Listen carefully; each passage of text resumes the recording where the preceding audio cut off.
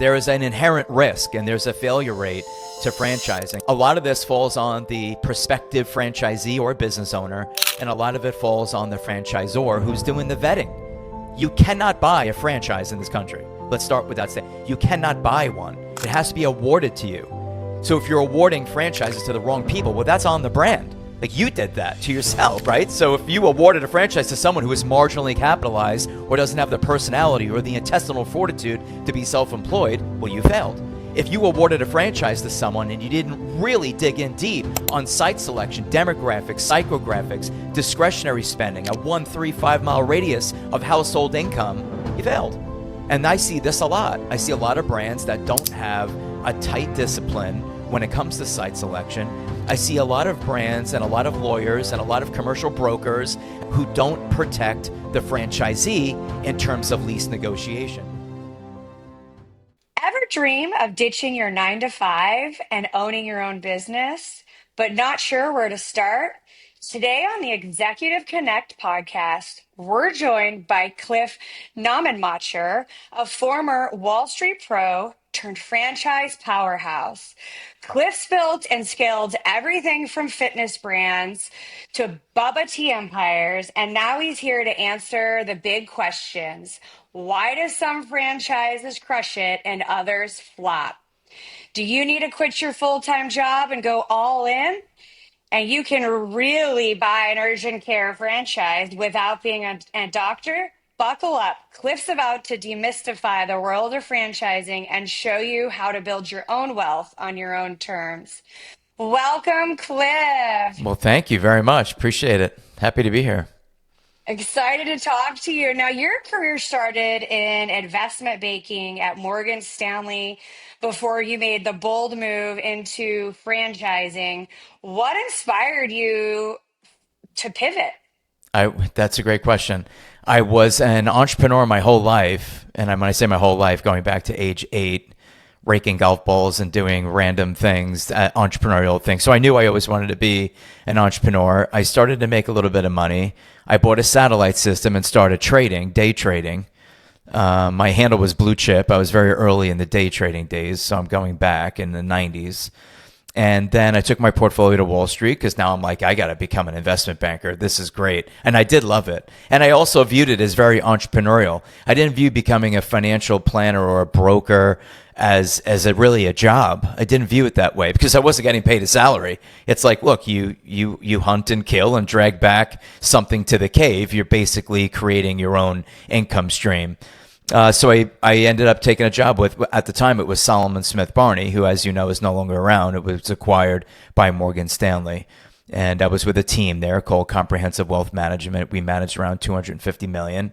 And I had my, strange boss moment where I asked, this is a very simple story that everyone listening can relate to, leadership is just gone, in my opinion, in corporate America. It's just, I don't know what happened to it, but it's gone.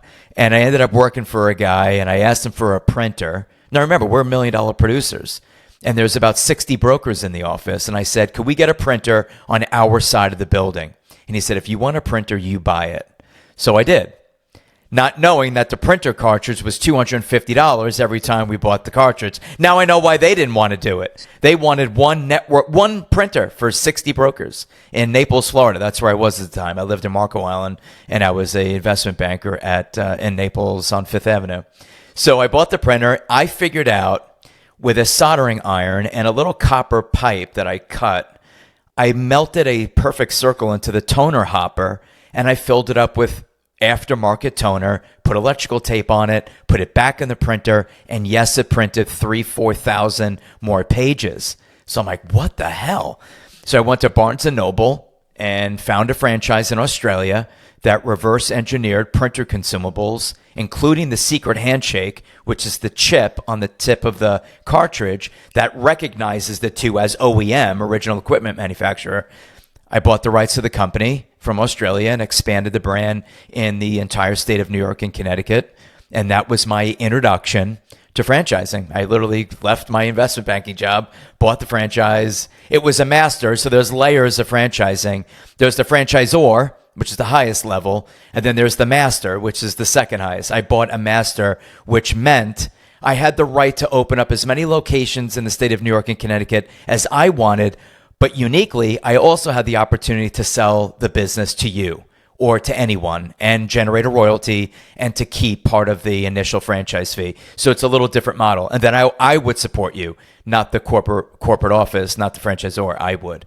So there's different layers of franchising: master, and then below that would be an area developer. Below that would be a multi-unit owner, and then a multi-unit franchisee, and then just a single unit franchisee. So that's kind of the hierarchy of franchising. That's how I started. Ready to lead smarter and invest wiser? On the Executive Connect podcast, we unpack executive strategies for wealth and influence. Hit the subscribe button now. Don't just watch, act. I love it. And I remember buying some of those cartridges at, not HP, cartridges back in the day. I'd turn my HP cartridges in and get, the generic refilled cartridges back to my house. I It's totally remember that. They were crazy times. If you Yeah. extrapolated if you extrapolated in the 90s and early 2000s, if you extrapolated the ink in the cartridge, you were paying around 3 to 5 thousand a gallon. I mean, everyone was complaining about the cost of milk and the cost of gasoline, and it's always amazing how we focus our attention on all the wrong areas. Meanwhile, you're buying a black or a tricolor, inkjet cartridge from Canon, Lexmark, HP, and if you extrapolate the milliliters of ink, you're paying thousands of dollars a gallon, and it's primarily water, and it's anticoagulation agents, anti-corrosive agents. I mean, come on. It's more And they don't expensive even than fill them Chanel up. number five. No, right. Right. It's Yeah, I nuts. love it. I So I love did it. love Okay, the business. so tell me a little bit about, let's talk a little bit about how that time on Wall Street really shaped your approach to building a franchise. Like, what did you learn at Wall Street that really helped you succeed in the world of franchise? That's a good question. Do I attribute a lot of the teachings from Wall Street versus, because I've owned businesses prior, and let's just say I made a living, right? And I thought I was successful, of course. I was doing well. But I didn't start creating wealth until I got involved in franchising. And I think I would give franchising, the industry, and the brands most of the credit for how to scale a small business, how not to operate in it, but on it. Very big difference, right? I don't want to be standing behind the counter refilling inkjet cartridges. I want to be working on the business. Great book written on that topic is Michael Gerber's The E-Myth. Great book, because it's a huge issue in our industry. People go, I'm a business owner. I bought a business. And I have to tell them, no, you're not. All you did was buy yourself a job, because I went to your store and you actually make sandwiches. The fact that you call yourself an entrepreneur and you're making sandwiches tells me that you bought a job, not a business, right? Because anything that requires your day-to-day involvement is defined as a job versus buying a business and hiring people and delegating. And the reason that the E-Myth is so important, and the reason why working on the business, not in it, is so important is because almost everyone is raised by someone that said this: if you want something done right, you have to do it yourself. And that one line literally destroyed the thinking of tens of thousands of entrepreneurs who felt like they needed to drive their van, they needed to make the sandwich, they needed to advertise, they needed to wear all these hats. And all it really does is suppress you and keep you poor and keep you in one location. That's what it does. It just really suppresses the entrepreneur in you and keeps you down and keeps you bogged down in the weeds doing a $10 an hour job. So franchising gets you out of that. It is a huge mind shift that takes quite a while to get away from really the corporate indoctrination of thinking grid square, stay in your cubicle, stay in your lane, don't do this, be a team player, let me distract. Like, corporate America has their own talking points, and then there's entrepreneurship. And it's a huge mental exercise to transition from a cubicle or a corner office to a small business owner. They don't realize that until they do it. Yeah, now that you said that, I've heard that comment so many times in my career. If you want it done, do it, do it yourself. So that's so spot on. I love It's that you true. said that. Now, I don't know what it is. It seems like franchising is hot right now. I know there's not a day that goes by on my social media on LinkedIn that someone's not hitting me up to buy a franchise. So I know franchising is constantly evolving. So what's hot in the franchise world right now? Are you a high-income professional looking for smarter ways to protect your wealth? The Texas Freedom Fund gives you the opportunity to invest in energy assets leveraging proven fracking technology and prime access to global markets. With strategic oil and gas investments, you can build real wealth while benefiting from tax advantages under laws dating back to the Reagan era. Take control of your financial future. Visit texasfreedomfund.executiveconnectpodcast.com. It's a great question. Everyone wants to know what's hot, right? So they want to know what's selling, what's moving. We help people. So at Phrenosity, which is the consulting firm that I co-founded with my partner, Justin, we help people navigate the process. What you just asked is the number one question. And then we have to kind of ground them a little bit and say, right, what's hot for this? What's hot for an ex-farmer rep is very different from what's hot from an ex-engineer from Amazon. Right? They're very different business models. And a lot of people just want to chase what's hot instead of really saying, well, what do I want?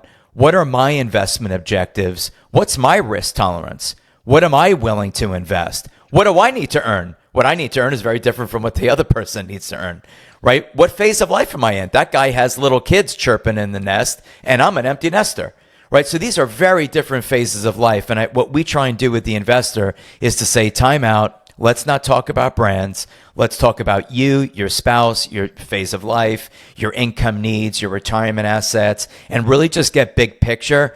And we wrap that up into what are your investment objectives? Let's commit it to writing. And now we have a strict adherence to say, okay, you want to be at dance recitals and soccer games, but yet you're looking at a fast food franchise. Those two stories can't be true. You're not going to be at any dance recitals or soccer games if you want to get in the food industry, and things like that, or a white tablecloth food concept. It's not happening. These are 7-day a week, 10 a.m., 11 p.m. type businesses that do not bode well for a lifestyle versus a 5-day a week business, kicking off 6 figures of net income that could give that parent or that spouse the freedom and flexibility that they wanted when they got here. Because right now everyone wants their life back.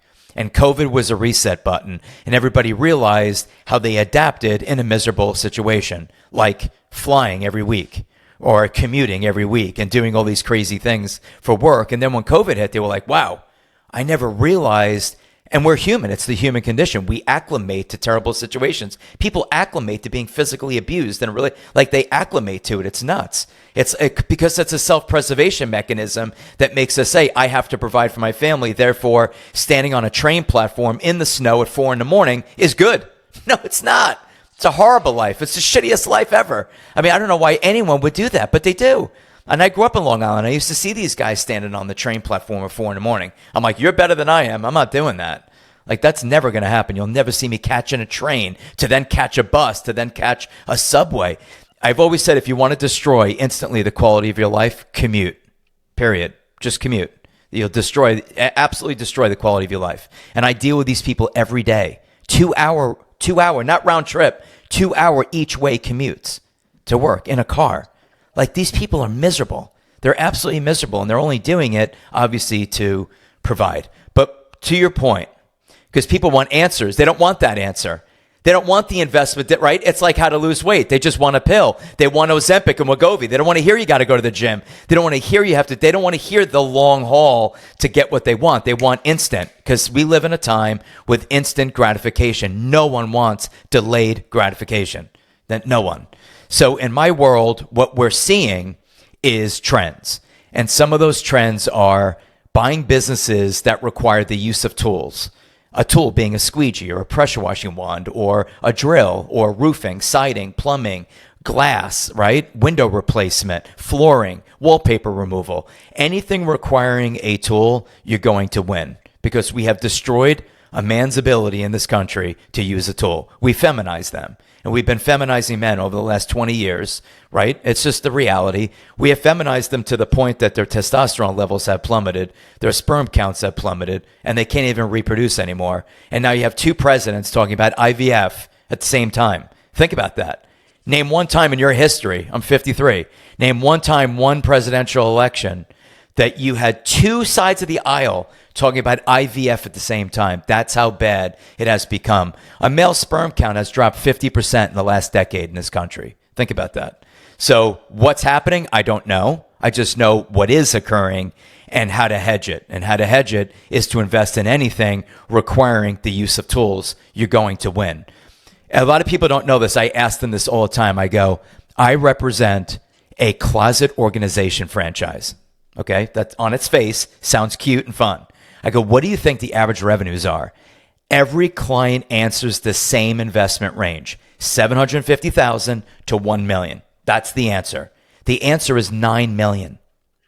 $9 million is the average revenue of a closet organization franchise. So people don't realize that these non-sexy businesses are the ones that make the money. So there are 5 trends I'm going to go through with you. 1, anything involving the use of tools. We refer to it as the feminization of men in America. Second category, since we can't repopulate, and a lot of them don't want to repopulate, we humanize pets and animals. So anything involving the humanization of pets and animals, you're going to win. Whether it's boarding, grooming, daycare, training, retail, it doesn't matter to me. It's a $150 billion market cap, pet care, right? Third category, this country is aging, and it's aging rapidly, and we're not repopulating. You're starting to see a theme here.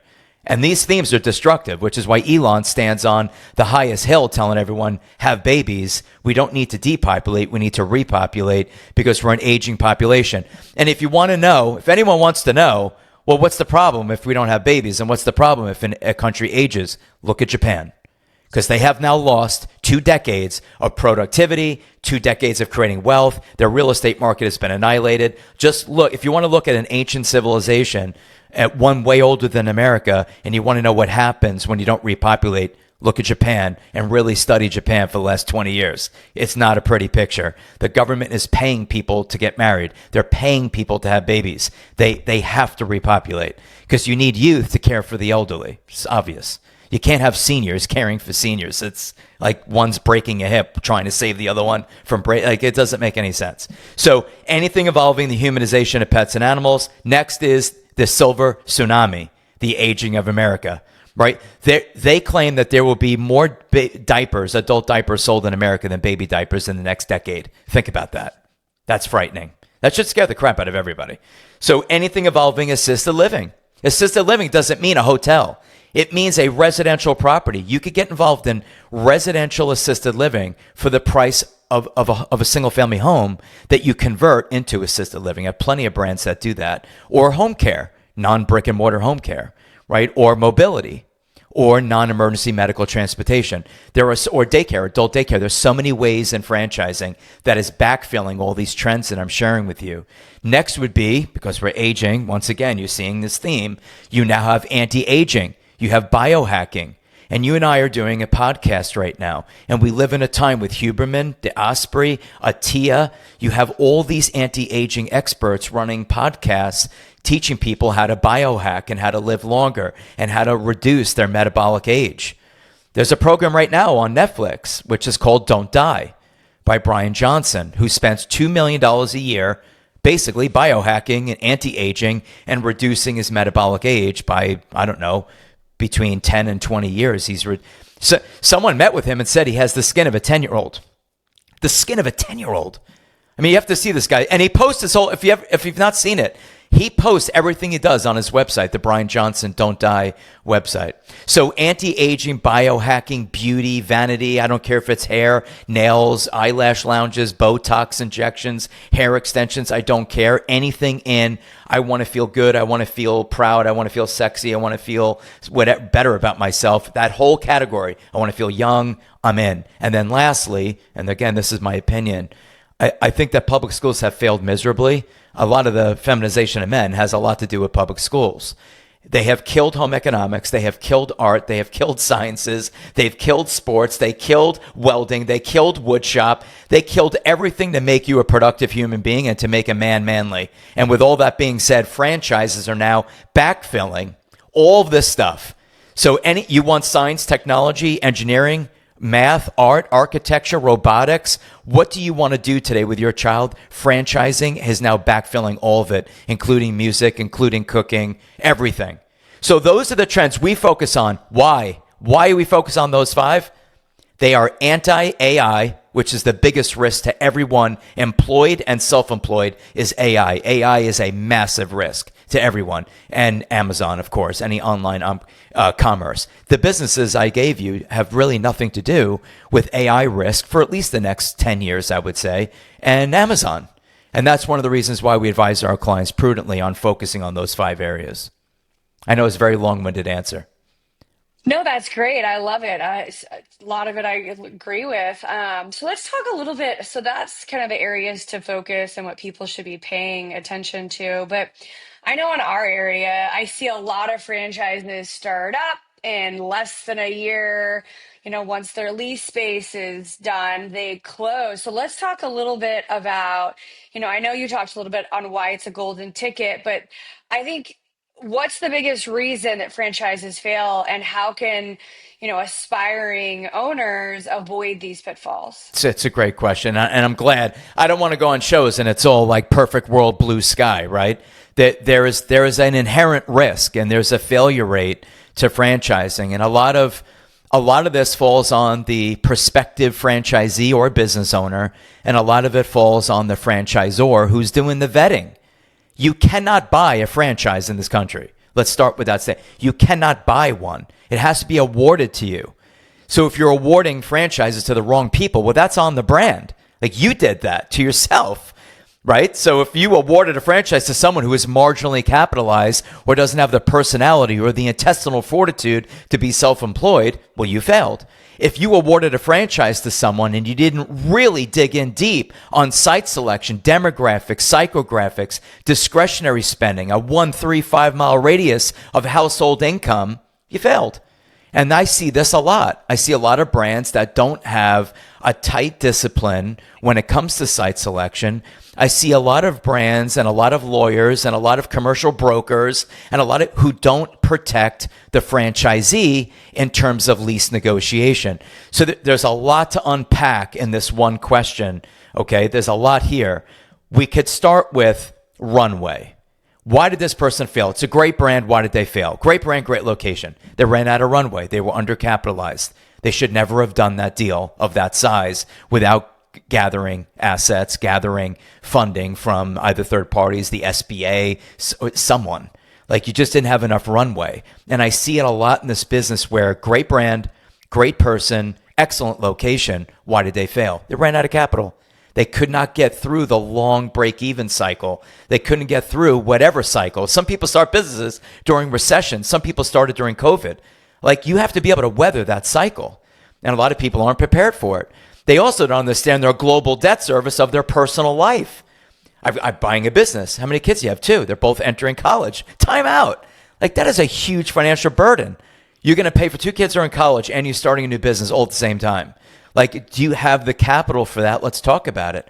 So number one reason why a lot of people do fail, they just run out of gas. They run out of runway. They run out of capital. And the sad part is the finish line is right there in front of their face. That's the saddest part that I see. They're so close to break even, but they can't handle it anymore. Lease negotiation, the ability to bounce from a bad space, they just don't have those options. A lot of these brokers will jam people in straight 10 leases with personal guarantees. You're going nowhere. And it's sad because a lot of times people recognize this location's no good. They recognize that the anchor tenant is moving. A Whole Foods, an LA Fitness, a big box retailer is leaving, which is driving in all the foot traffic. The small business owner can't pivot. They signed a crappy lease. When you work with us, we have a 22-point mandate for negotiating commercial leases to mitigate and manage those risks, including personal guarantee risk. Another thing is, and I love this, by the way, attitude is everything. When you talk about failure, people, for self-preserving reasons, like to blame everyone else for why they failed. Like the woman or the person at McDonald's that burnt themselves that wanted to sue McDonald's because the coffee was too hot. Like you hear these stories saying, you go, is anyone accountable anymore? And the answer is no. Is everyone to blame for everyone else's failures? Yes. Like that's all we do today is blame. Let's start with this, and it's one of my favorites, and it's from Jack Welch. Jack Welch wrote a book called Winning, and he stated in the book that the number one question from the audience is, how do you hire people? And he came up with a formula that I have been using my entire career, and I want to share it with you. He calls it the 4E1P principle. This has a lot to do with a successful human being, a successful business owner or employee. The 4E1P. The first E is energy. Do you have energy? Yes. Great. You check that box. But you have energy. Can you energize others? Can you energize the team that's supposed to be following you? You're either the leader or the business owner. You're running your own culture. Can you energize others? Yes. Okay. Thirdly, can you execute? Franchising is all about flawless execution of a proven business model. It's a roadmap. It's a blueprint. All you have to do is execute. You don't have to create the logo. You don't have to federally register the trademark. You don't have to do anything. You don't have to create a website. You literally don't have to do anything but execute flawlessly off the model. Third E is execution. Next E, which I find most leaders are weak in this category. Do you have edge? Can you have difficult conversations with people? Most people are cowards. They don't want to have difficult conversations. You know what's sad? Most small business owners will let someone crap on them, and I'll ask them, why do you let them come in late every day? Why do you let them leave early? Why do you let them sit on their phone when customers are walking by? You want to know what the answer is? I don't want to have a conversation with them. What if they quit? My attitude is, what if they stay? Right? So there's such a different logic here. You have to have a little bit of edge to say, come here. You're demoralizing the staff. You're coming late. You leave early. You're on your phone. I'm not going to tolerate it. You're going to either get in line to our culture or you're going to get out. But most people can't do it. And the last one is P for passion. You have to believe in something. Everyone wants to straddle the fence. They want to be neutral. They don't want to say half the things I just said because they don't want to offend anybody. And they want to silence the intelligence so we don't offend the stupid. You can't live like that. You can't run a business. You can't run a department. You can't run a company like that. So that has a lot to do with why did that local restaurant fail? There's a lot to unpack there. I don't know the answer to it, but I do know why people fail. And what I just said is a lot of the reasons why people don't make it, whether it's energy, whether it's being a leader, whether it's creating the right culture, whether it's having difficult discussions, whether it's being passionate about what you're doing and what you're executing at the local level. You need buy-in from people to execute your business. And a lot of people just don't know how to do it. They're weak. I'm just telling you. It's so true. You're making me think about one of my first bosses. He was 100% Italian, and he told me, "Aarskaug, you need to do this." And he was so direct. I loved it because I still to this day, 20 something years later, he's my first boss I ever had. I still do things the way he said. And one of the things is I would show up exactly on time. And he's like, "Aarskaug, if you're on time, you're late. You gotta put your stuff away, fill up your walk, do all these things before you start your day." And that simple person talking to me 20, what was it, 25 years plus ago. Now I show up everywhere early and I'm always ready at the exact time. But had he not had that conversation with me, and had he not taught me to do more than what I'm paid to do by him, because he was a franchisee owner, he was the owner of where I was working, I would not be, I'd have a lot of the same characteristics he taught Love me it. today. But quite a switching gears. I know a lot. I see in Austin, we have some people that are doing full-time ownership, part-time, absentee ownership. You know, tell us the story of like, do I quit my full-time job and go buy a franchise?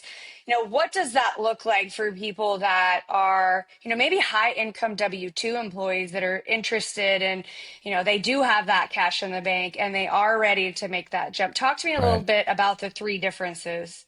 Yeah, I think the right way to answer it is if you're going to buy a business, depending what you invest, let's just say you're investing several $100,000, three, four, five. I think you should quit and you should fully immerse yourself in your investment and get that business successful. So I think that's the right answer. Is it realistic? Right? Is it realistic is now the next thing. And in reality, no. A lot of people now, it's like I'm head of household or I have the healthcare benefits or we need the cash flow, right? There's just risk appetite is different. So a lot of people do want to be what we refer to as being half pregnant, right? They want to keep their career and they want to own a business on the side. It is very normal. It's common. And we allow it with the right person. So I'll work with someone like that if they have the right amount of capital. Of course, they have the right amount of cash flow coming in. There's no sense in keeping your day job if you're making 60 and you have to hire a manager that you're paying 80.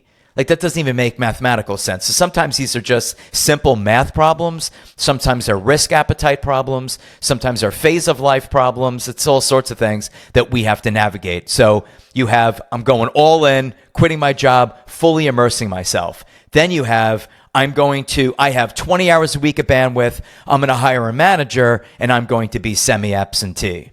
Thirdly would be fully passive, and I don't believe in it, and I talk everyone out of it.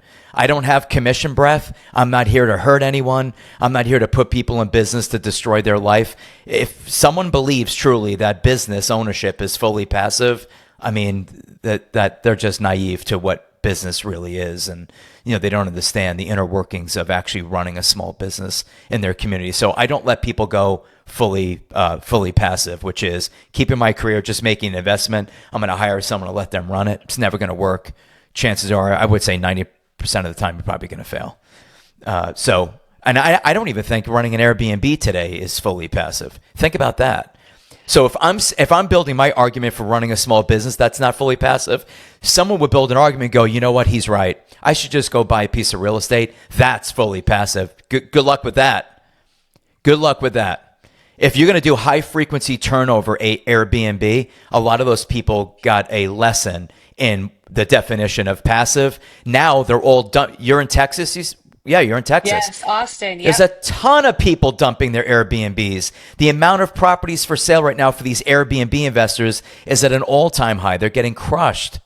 For that reason, I thought this was passive. It's not passive. So And anyway, that's a real good example, because I know a lot of people during the pandemic that had a place that moved out in the suburbs because they didn't want to be where they were at, and they rented out their place, and now they've Airbnb'd it. And exactly what you just said is happening. It's like every day they're trying to flip a house, clean a house, change the sheets. Tenants are breaking stuff, they're taking stuff, keeping track of everything, replacing the forks. So I hear that's happening a ton in Austin. You're spot on right yeah. now. Now And so compare that to I bought an ETF. Compare that to I bought the S&P 500. Compare that to I bought a piece of art, or I bought crypto, or I bought a mutual fund or a bond. That you want passive? That's passive. Just invest, set it, forget it, hire a broker, let them deal with it. So that passive word is we're writing a book right now called Beyond the Brand for this exact reason. Everything you and I are talking about today is beyond the brand. Like, you don't hear me riffing brands. Your audience needs to buy this. They need to buy this brand, that brand A, B, and C. No brands. Prognosis before diagnosis is malpractice. There's no reason to talk about brands. Brands are like prescriptions. I don't even know what you need yet. I don't know what's wrong yet. I don't know where your pain is yet. Let's not talk about brands. Let's talk about you, what you want, your investment objectives. And that to me is the best part of what we do. And that's why we wrote the book, is to really get people thinking differently and expand their mind into semi-absentee, right? All in, passive, all that stuff. So it's good conversation. Yeah, and it made me think about some people I know that kind of what you were talking about got, realized that they're paying dumb tax, and they lost a lot of their savings on, starting a business or buying a business, and they really jumped in head first without a plan. So I want to talk to you a little bit about the value of talking to a franchise consultant and before making that purchase. Can you share a little bit about De- the benefits of that?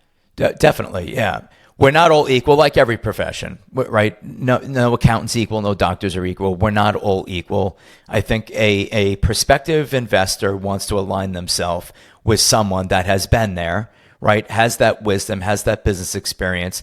Their heart needs to be in the right place. Too many people today are just so comfortable lying to your face and not advising you properly. And I think that we bring all that to the table. We bring a lot of integrity to the table. We bring our battle scars to the table. We bring a lot of brands that I'm on my 12th, company in my 50s now, and I'll continue to invest in brands and sell brands and scale brands. I love it. I'm obsessed with it. So I think we bring a lot of that to the table. I'm huge on managing risk. It's a huge thing that, yes, I'm entrepreneurial and people would view me as a risk taker. I spend a lot of time identifying and managing risks. I spend a lot of time on the unintended consequences to try and manage some what if scenarios. Not all of it. You're not going to manage all of it. You're never going to be 100%, but I do spend a lot of time on managing risk, and I share that with our clients.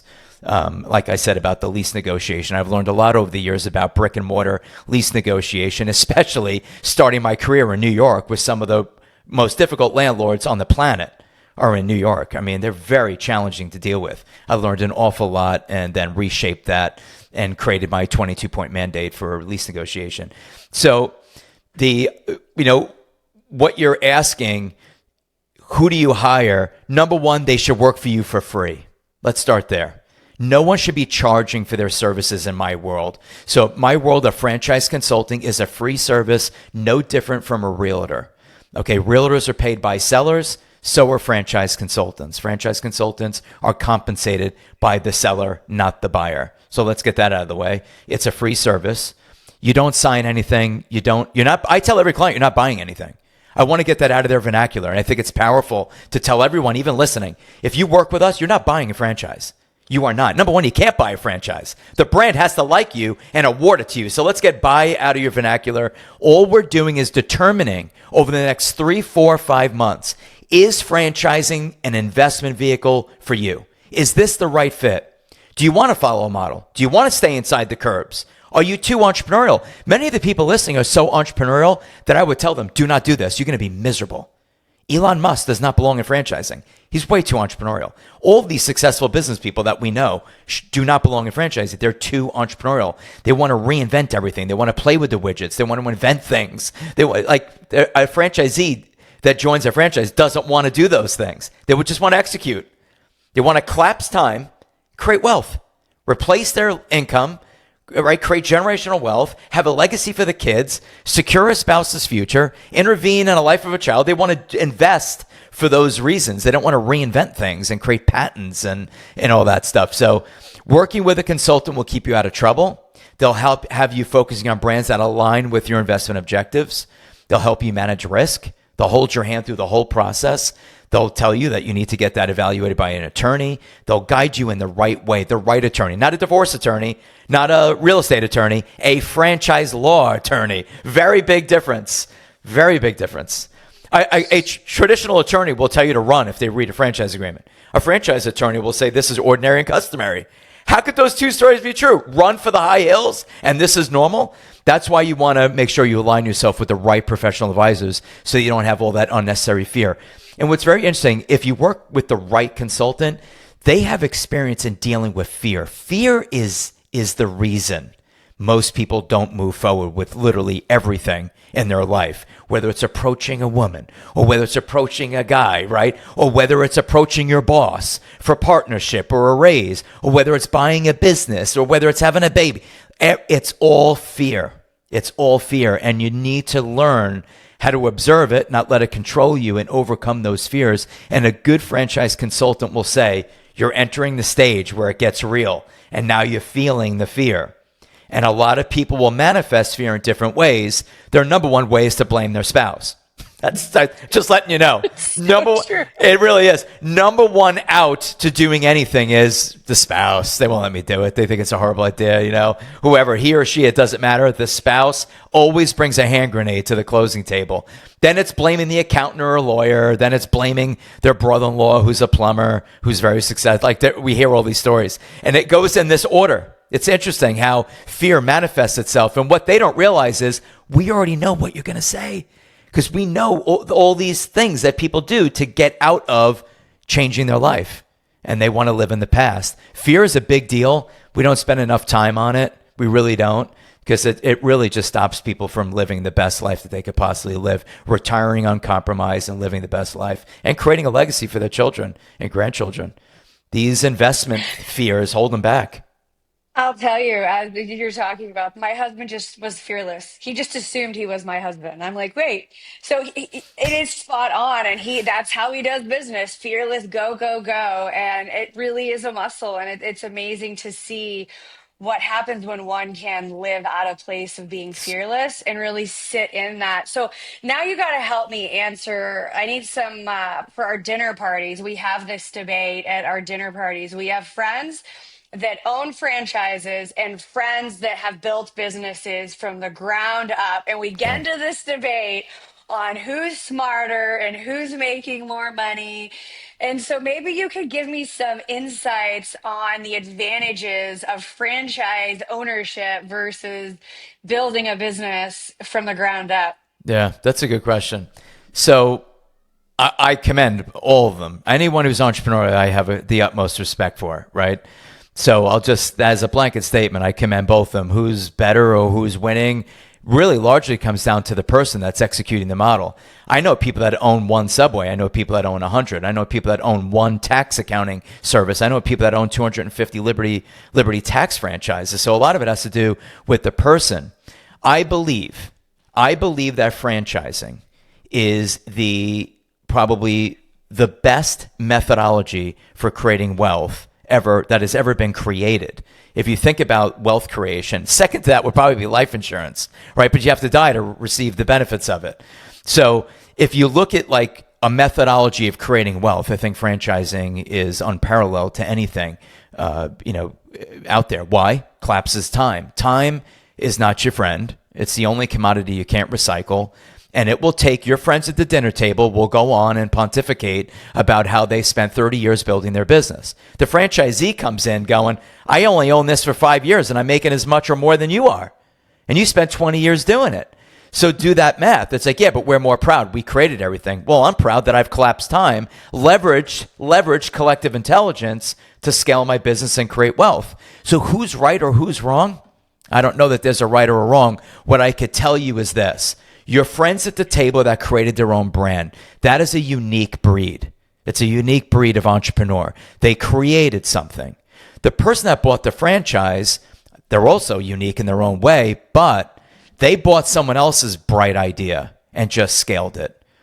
And I think that franchising provides a pathway to wealth creation without having to invent anything.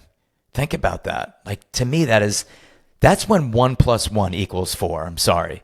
It is a force multiplying effect when you can say, I've been in corporate America my whole life. Okay. I'm not entrepreneurial. Okay.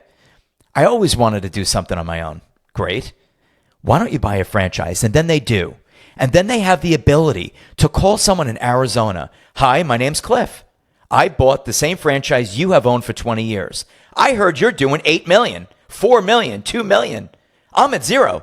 Do you mind if I fly out there? Can I take you to lunch or dinner? Can I pick your brain? Can I leverage your intelligence to find this path to wealth?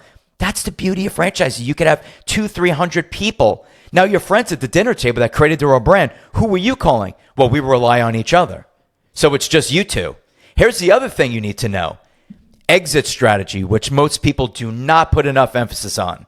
There's a lot of things we're talking about today that no one wants to talk about, right? Risk tolerance, right? Appetites, who's this? Exit strategy is everything. Build the plan with the end in mind is critical, right? We all heard that book. Build the plan with the end in mind. This is proven, by the way. This is not for the cocktail party discussion. You will get a greater premium on EBITDA in a franchise than you will in an independently owned business. It has been proven by BizBuySell, aggregating data over decades. Franchise netting 100 is getting, I'm just going to use an example, a 3-time multiple. Same business that's not in a franchise netting 100, they're getting a 2.5-time multiple. It's been proven. Franchises will get a higher multiple because when the person buys it, they know that if the seller bails on them, they have the ability to call the franchisor and 152, 300 other franchisees to get the answers to the test. How do I do this? How do I compensate my manager? How do I retain my talent? How do I? Everything is there for the asking. Where that independent business, what is the first thing we do as a buyer of an independent business? We put in writing, you are going to stay on as a consultant 5 days a week for the next how many months, right? That's the first thing you put in that deal. 100%. Reps, warranties, and you will be here for a smooth, seamless transition of the business over the next 90 days. That's in writing in the contract.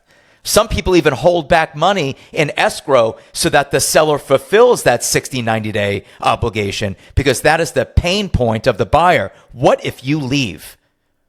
You don't have that worry in franchising. That's why we get a greater multiple, and that's why we also have more liquidity. We have more, forget the multiple. Even if the multiple was the same, you will sell way more franchises as compared to way more independents because of the liquidity factor. This is like insanely important when you're an investor. Exit, liquidity, risk, all of it. Net, margin. 100%. Yeah. 100%. So let's talk funding strategies. Are there any kind of unique funding strategies that you want to share, or, financing options that people could explore when they're looking Yeah. into franchises? No one has ever asked me that question. Interestingly enough, I was an investment banker, as you know, and I used to come back to my branch manager and say, I met with the doctor's office, and they own their building and their 401k. He'd go, it's impossible. It's impossible. Then I'd go back out in the street, because I was a retirement plan executive with Salma Smith Barney. And I would go back out in the street and I meet a lawyer. And the lawyer's like, yeah, we own our building, we own real estate, we own all this stuff in our retirement plan. I'd go back to my branch manager. Can't do it. It's impossible. You can only buy stocks, bonds, mutual funds, blah, blah. So here's Wall Street's talking points. If you have money, you need to give it to us. That's simple. That's Wall Street. If you have money, you need to give it to us. Stocks, bonds, mutual funds, proprietary products, and all their horse crap, right? So all that stuff, that's what they say. What they don't tell you is that since ERISA law was enacted in 1974, the Employee Retirement Income Securities Act, you and I have the right, and your listeners, to self-direct your retirement assets, right? You could do a self-directed IRA, or you could do something that no one probably has ever heard of on this call, called an ROBS. It's called a rollover for business startup.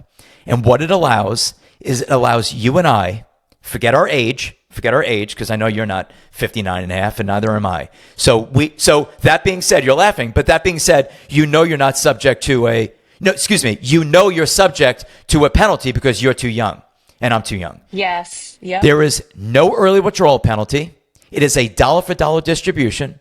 It is not a loan. There are no federal income taxes. You can take dollar for dollar out of your IRA, 457, 403B, IRA rollover, SEP Simple, any qualified retirement plan that is not connected to your current employer, right? So you can't be employed and do this. You have to have your IRA on the side of your job, or an IRA rollover, something like that. You could take it dollar for dollar, invest it in a franchise or in a business. I want to repeat, zero penalty, zero federal, zero state, zero early withdrawal penalty, and still maintain tax-deferred status. Now, why do I love this? So people are going, oh, that's cool. Why do I love this? Here's what I ask people, and I'm going to just give it to you simply. I'll ask people, what do you have in your checking account? 100 grand. Is that what you're going to use to buy the franchise? Yes. Okay, 100 grand in your checking account. What's in your IRA? 100 grand. Yeah, but what do you have in your IRA? And they go 100 grand. I go, no, you don't. If you have 100 grand right now in your IRA and you live in a tax state, you have less than $70,000 in that account. This is the big misunderstanding with IRAs. So I go, why would you use 100 grand in after-tax dollars in your checking account to buy a franchise when you can let the state of California and the federal government, right, invest in your franchise? Because your IRA, a little bit of it belongs to the state of California and state income tax when you take the money out, and 30 cents on the dollar guaranteed belongs to the Fed. So why wouldn't you use their money to buy the franchise? And at that moment, once your mind is expanded by new ideas, it never goes back to its original shape. And that is the moment where people go, holy crap. So then I tell them, if you lost that full 100 grand in your IRA, you only lost 70 or less. In a state tax state, you lost less than 70 grand because 30, 35, or 40 of it never belonged to you to begin with. It's not your money. I got all these people. I got $1 million in my IRA. No, you don't. You have less than 700 grand. This is like a wake-up call. A lot of people don't realize when they start taking distributions from these retirement accounts, that money is not there. It belongs to the state and the Fed. Anyway, Yeah, that's my I love it. eye-opening funding strategy, is to use the Fed and the state to fund your franchise using an ROBS strategy. This is amazing. It's been an awesome deep dive into franchises. Now, tell our listeners where they can find you and how they can connect with you. Frenocity.com. So my name is Cliff Nonnenmacher. You can find me at frenocity.com. That's FRANOCITY. And for any listeners that have an interest specifically in franchising, my podcast, Pursuit of Profit, only discusses franchises. That's it. Does not compete with Melissa or, nothing like that. So it's a We love it. clean show. We love it. I appreciate that. Thank you. Follow Cliff. Thank you so much for being here. It's my I pleasure. know you're going to motivate our listeners to look into franchising strategies. We appreciate your knowledge and your time. And that's the Executive Connect podcast. Thank you for having me.